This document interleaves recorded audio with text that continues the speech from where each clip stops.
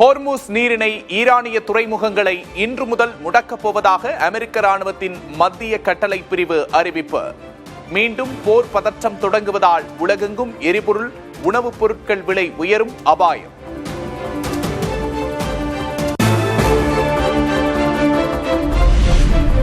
Hormuz நீரிணை வழியாக வணிக கப்பல் போக்குவரத்தை அனுமதிக்க முடியாது என ட்ரம்ப் மிரட்டல். அமெரிக்க படைகள் மீது தாக்குதல் நடத்தினால் ஈரானியர்கள் நரகத்திற்கு அனுப்பப்படுவார்கள் என்றும் எச்சரிக்கை.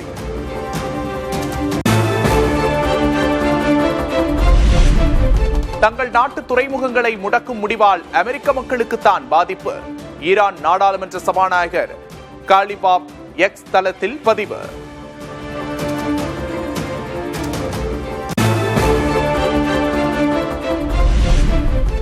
ஹோர்முஸ் நீரிணையை முடக்கும் அமெரிக்காவின் அறிவிப்பால் இந்திய சந்தைகளில் எதிரொலிப்பு. சென்செக்ஸ் 1600 புள்ளிகள் வரை சரிவு. ரூபாயின் மதிப்பும் 50 காசுகள் வீழ்ச்சி.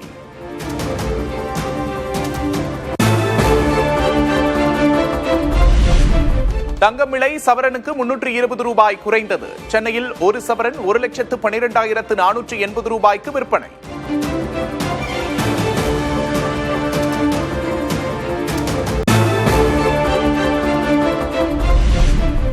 வெள்ளியின் விலை கிலோவுக்கு 5000 ரூபாய் குறைந்தது. சென்னையில் 1 கிராம் வெள்ளி 260 ரூபாய்க்கு விற்பனை.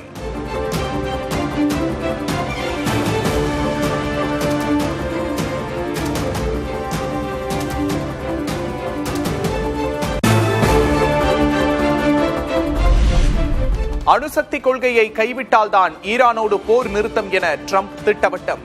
ஈரானில் மீதமுள்ள சிறிய பகுதிகளையும் கைப்பற்றப் போவதாகவும் அறிவிப்பு.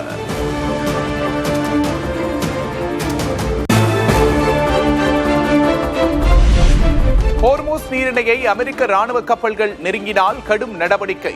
போர் நிறுத்த ஒப்பந்தத்தை மீறும் செயலாக கருதப்படும் என்றும் ஈரானின் ராணுவம் எச்சரிக்கை.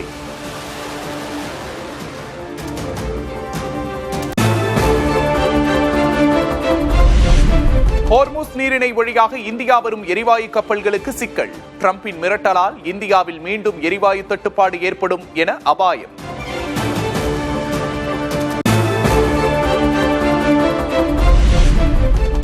ஈரான் அதிபர் மசூத் பெஷஷ்கியானோடு ரஷ்ய அதிபர் விளாடிமிர் புட்டின் தொலைபேசியில் ஆலோசனை.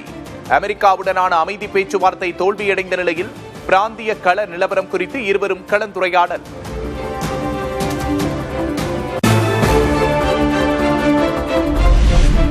லெபனான் மீதான தாக்குதலை நிறுத்த போப் லியோ வலியுறுத்தல். உடனடியாக சண்டை நிறுத்தத்தை அமல்படுத்தவும் இஸ்ரேலுக்கு அறிவுறுத்தல்.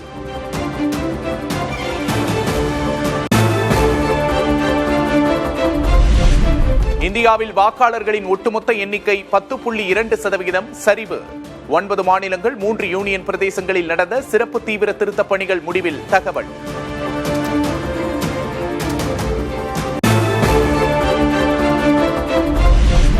தமிழ்நாடு பாஜக நிர்வாகிகளோடு இன்று கலந்துரையாடும் பிரதமர் மோடி. திமுகவின் மோசமான நிர்வாகத்தை அம்பலப்படுத்தும் பாஜகவினரை நினைத்து பெருமைப்படுவதாக எக்ஸ் தளத்தில் பதிவு.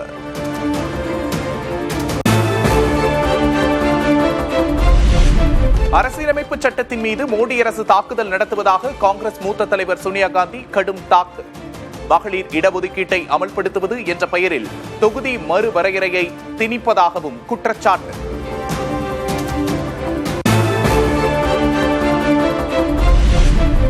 காங்கிரஸ் தலைவர் ராகுல் காந்தியின் தமிழக வருகையில் நீடிக்கும் குழப்பம். இன்னும் 3 முதல் 4 நாட்களில் தேசிய தலைவர்களின் பரப்புரை திட்டம் வெளியாகும் என்று கிரீஷ் சோடங்கர் விளக்கம்.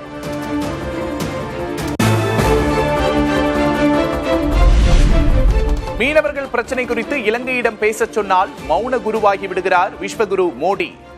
பரமக்குடி பரப்புரையில் திமுக தலைவர் ஸ்டாலின் விமர்சனம். உக்ரைன் போர நிறுத்திட்டேன், அமெரிக்காவை அலறவிட்டேன் என்று சொல்லிக் கொண்டிருக்கக்கூடிய விஸ்வகுரு மோடி அவர்கள் அண்டை நாடான இலங்கை கிட்ட பேச சொன்னா மௌன குருவா ஆகிறார்.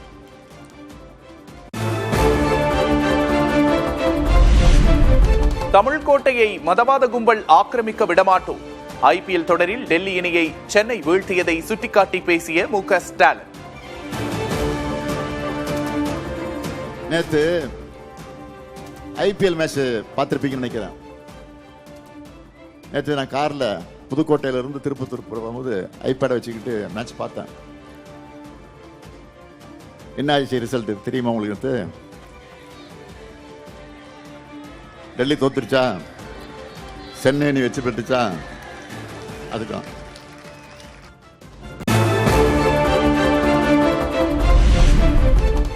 சாதனைகளை பேசாமல் மறைந்த தலைவர்களை கொச்சைப்படுத்தி பேசுகிறார் பழனிசாமி. பெண்களை கண்ணியமின்றி பழனிசாமி பேசுவதாகவும் மு.க. ஸ்டாலின் குற்றச்சாட்டு. மறைந்த தலைவர்களை, நம்முடைய நெஞ்சமெல்லாம் வாழ்ந்திருக்கக்கூடிய தலைவர்களை கொச்சைப்படுத்தி பேசுகிறார். அடுத்தவருடைய மரணத்தை எதிர்பார்த்து பேசுறது அவருடைய கடமையாக இருக்கு. போ பெண்களை கண்ணியம் இல்லாம பேசுறது அதை இப்போ தொடர்ந்து செஞ்சுக்கிட்டு இருக்கிறார். பாஜக அரசுடன் இணக்கமாக இருந்து பழனிசாமி தமிழ்நாட்டுக்கு செய்தது என்ன? திமுக காங்கிரஸ் ஆட்சியின் 10 ஆண்டு கால திட்டங்களை ஒப்பிட்டு தூத்துக்குடி பரப்புரையில் கேள்வி எழுப்பிய ஸ்டாலின்.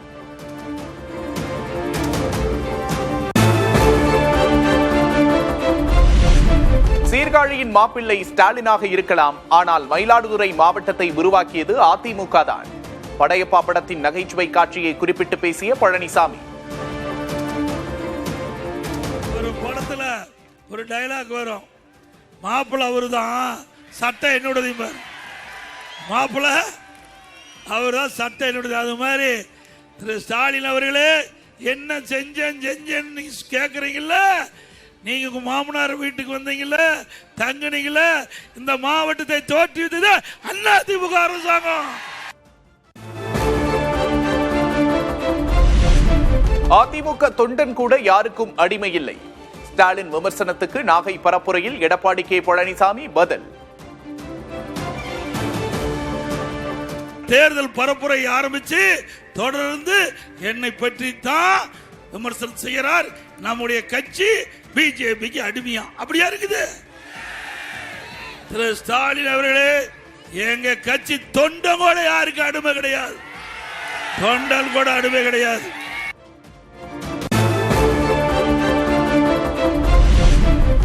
மீத்தேன் திட்டம் மூலம் விவசாய நிலங்களை அபகரிக்க முயற்சித்தவர் ஸ்டாலின் என்று நாகை பரப்புரையில் பழனிசாமி விமர்சனம். விவசாயிகளை அதிமுக அரசை பாதுகாத்ததாகவும் பேச்சு.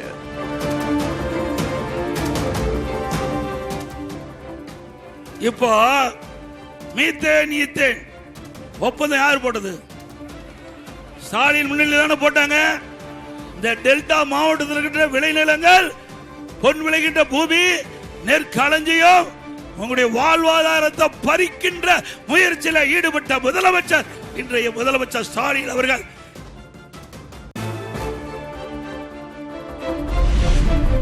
நெல்லுக்கான ஊக்கத்தொகையை நிறுத்த மத்திய அரசு உத்தரவு பிறப்பிக்கவில்லை என்று நிதியமைச்சர் நிர்மலா சீதாராமன் விளக்கம். முதல்வர் ஸ்டாலினின் உரை உண்மைகளை திரித்து கூறும் செயல் என்றும் விமர்சனம்.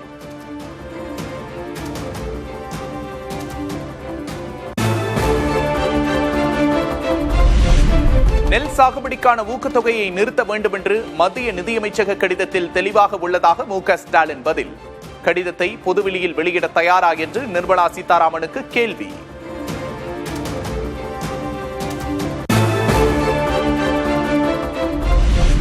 தமிழ்நாட்டை புறக்கணிக்கும் பாஜகவை மக்கள் புறக்கணிக்க வேண்டும் என்று நன்னிலம் பரப்புரையில் உதயநிதி வலியுறுத்தல். பிரதமர் மோடிக்கும் பாஜகவுக்கும் தமிழ்நாடு என்றுமே அடிமையாக இருக்காது என்றும் பேச்சு.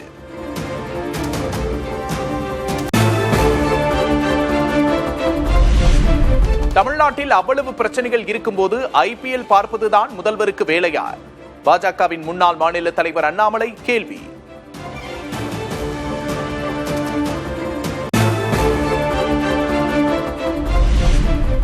இந்த தேர்தல் கோபாலபுரத்து ஊழல்வாதிகளுக்கும் தமிழக மக்களுக்கும் இடையேயான தேர்தல் என்று அண்ணாமலை பேச்சு.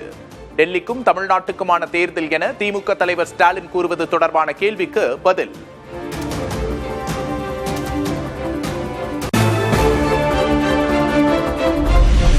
அதிகாரிகள் வாங்கும் லஞ்சம் துறை அமைச்சர்களுக்கு செல்வதாக தாவேக தலைவர் விஜய் குற்றச்சாட்டு. லஞ்சம் இல்லாமல் ஒவ்வொருவரின் வீடு தேடி அரசின் நலத்திட்டம் கிடைக்க நடவடிக்கை எடுக்கப்படும் என்றும் வாக்குறுதி.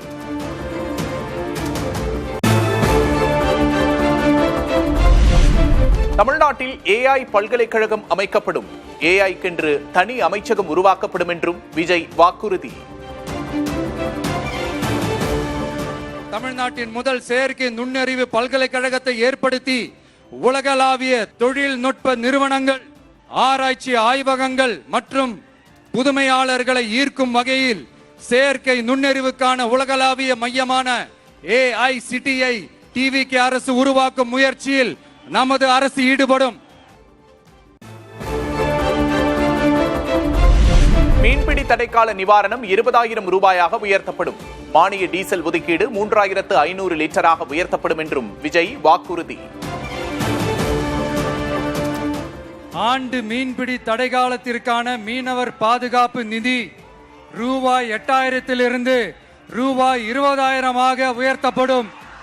இயந்திர படகுகளுக்கான மாதாந்திர மானிய டீசல் ஒதுக்கீட்டை 1,800 லிட்டரிலிருந்து 3,500 லிட்டராக உயர்த்தப்படும்.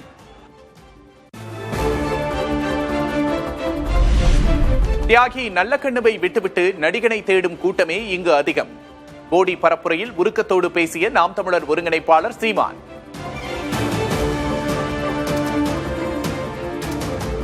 இந்த நாட்டு விடுதலைக்கு சிறையில் இருந்தவன் என் தகப்பன் நல்லகண்ணு. விடுதலை போராட்ட விட்டு வெளியில போயின்று மீசை ஒவ்வொரு முடியாக புடுங்கிறான் வெள்ளைக்காரன். சுருட்டான் சுட்டான், இருந்தா தானா புடுங்குவாய் என்ற மொத்தமாக வலித்து விட்ட மகன் செத்து போனாடா 100 வயசுல. நல்லகண்ணை விட்டு விட்டு நடிகனை தேடுற கூட்டமே உன்னை எவன்டா உருப்படும், எவன்டா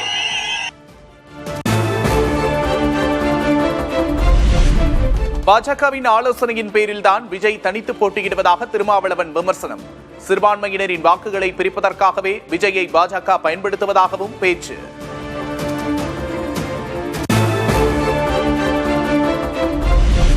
சேலத்தில் பரப்புரையில் ஈடுபட்ட பாமக நிறுவனர் ராமதாசுக்கு திடீர் உடல்நலக்குறைவு. இன்று சென்னை அழைத்து வந்து மருத்துவமனையில் அனுமதிக்க ஏற்பாடு.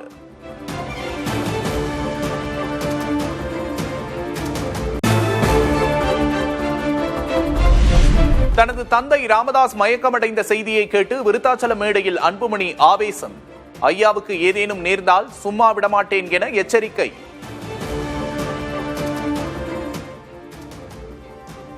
ஹாஸ்பிட்டலில் போய் செக் பண்ணிட்டு இருக்காங்க. அவருக்கு ஏதாவதுனா உனக்கு சும்மா விட மாட்டேன். ஹாஸ்பிட்டலில் போய் செக் பண்ணிட்டு இருக்காங்க. அவருக்கு ஏதாவதுனா உனக்கு சும்மா விட மாட்டேன். அவருக்கு ஏதாவதுனா உனக்கு சும்மா விட மாட்டேன்.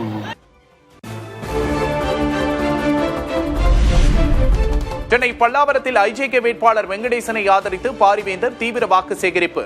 ஊழலற்ற அரசு தமிழகத்தில் ஆட்சிக்கு வர வேண்டும் என்றும் பேச்சு.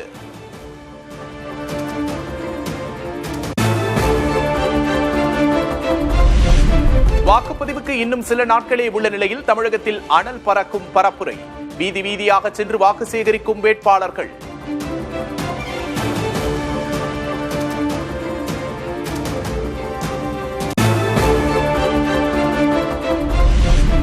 சென்னை ராயபுரத்தில் நடைபெற்ற மக்களுடன் புதிய தலைமுறை தேர்தல் சிறப்பு நிகழ்ச்சி. ஸ்மார்ட் சிட்டி திட்டத்தால் பாதிக்கப்படுவதாக வியாபாரிகள் வேதனை.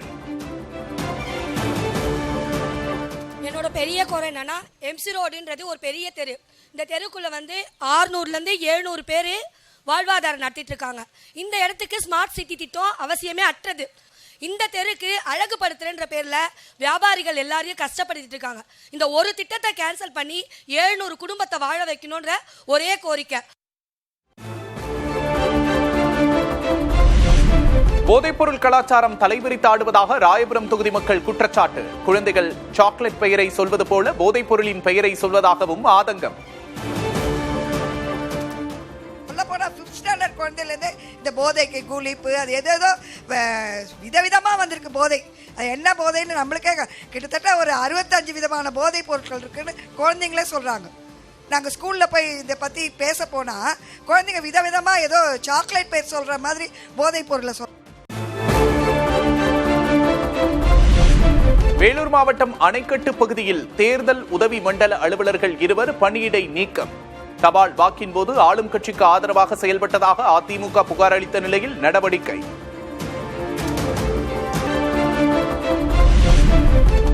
தமிழ்நாட்டில் மேற்கு தொடர்ச்சி மலை மாவட்டங்களில் 1 வாரத்துக்கு மழை. வானிலை ஆய்வு மையம் கணிப்பு.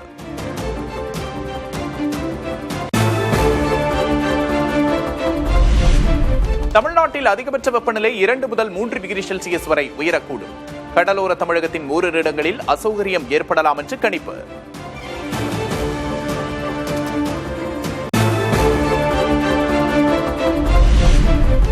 தமிழகத்தில் பல்வேறு கோவில்களில் கும்பாபிஷேக விழா கோலாகலம்.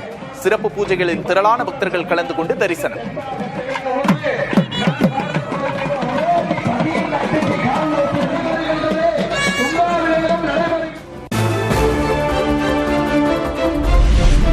புகழ்பெற்ற திண்டுக்கல் மேட்டுப்பட்டி வியாகுல அன்னை தேவாலயத்தின் 335வது ஆண்டு தேர் திருவிழா. சாதி மதம் கடந்து திரளானோர் கலந்து கொண்டு தேரை வடம் பிடித்து இழுத்து பிரார்த்தனை.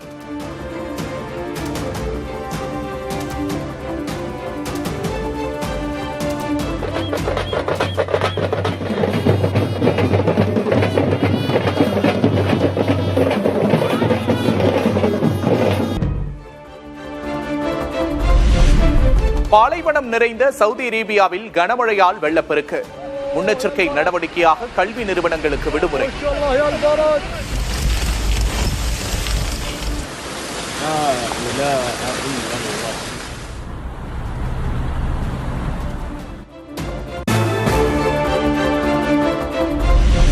நியூசிலாந்தின் வடக்கு தீவு பகுதியை புரட்டி போட்ட புயல் மழை. முன்னெச்சரிக்கையாக 90 விமானங்களின் சேவையை நிறுத்தியுள்ள ஏர் நியூசிலாந்து.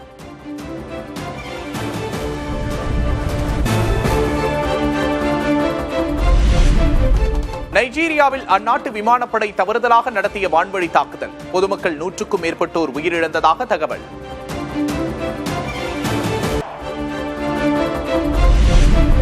ஐபிஎல் கிரிக்கெட் தொடரில் மும்பை அணிக்கு எதிரான போட்டியில் பெங்களூரு வெற்றி. 18 ரன்கள் வித்தியாசத்தில் வீழ்த்தி புள்ளிப்பட்டியலில் முன்னேற்றம்.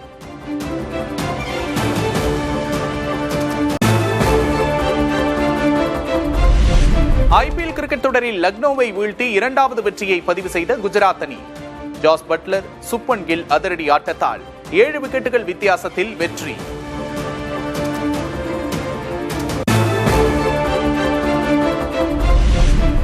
ஐபிஎல் போட்டியில் குறைந்த வயதில் 4000 ரன்களை எட்டிய வீரர் என்ற சாதனையை படைத்தார் குஜராத் அணியின் வீரர் சுப்மன் கில். KN ராகுலுக்கு அடுத்ததாக அதிவேகமாக 4000 ரன்களை எட்டிய 2வது இந்திய வீரர் என்ற பெருமையையும் பெற்றார்.